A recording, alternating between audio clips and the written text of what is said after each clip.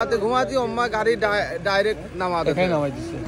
শুভ সকাল সবার জন্য শুভ হয় না, যারা রাতের পাখি তাদের জন্য যে সকালটা শুভ হবে কি অশুভ হবে এটা আল্লাহ মাহবুব সেই ভালো জানেন। কোথায় একটাই, সাবধানে গাড়ি চালাবেন, গাড়ি নিরাপদে ফিরবেন বাড়ি।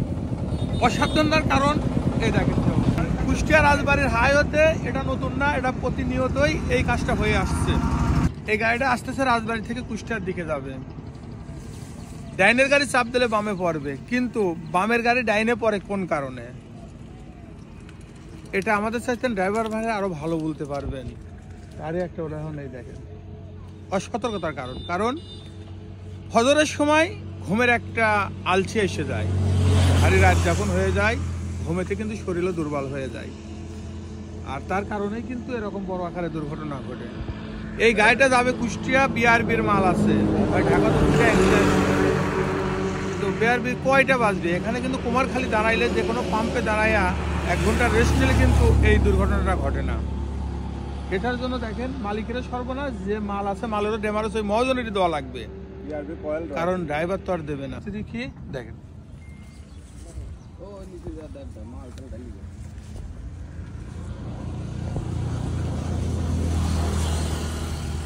এই যদি হয় পরিস্থিতি, তাহলে দেখেন এই মহাজনের কি অবস্থা হবে।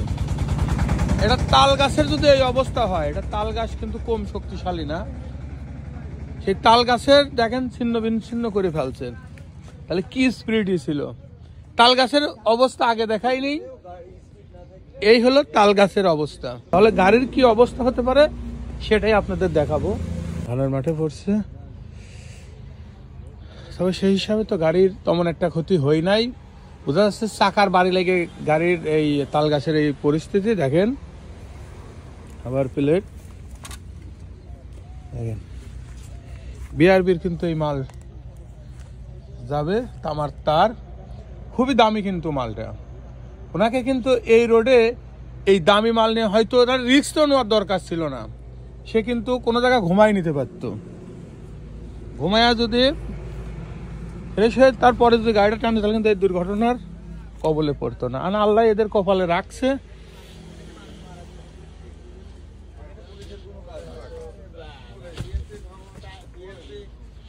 দেখেন কি পরিস্থিতি।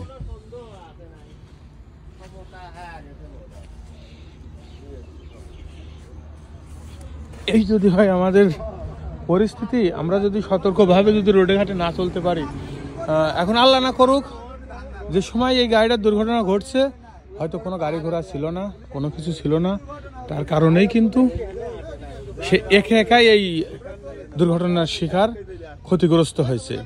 যদি সামনে আর কোনো গাড়ি ঘোড়া থাকতো, আরো যদি মানুষজন থাকতো, তাহলে তাদের কি অবস্থা হতো।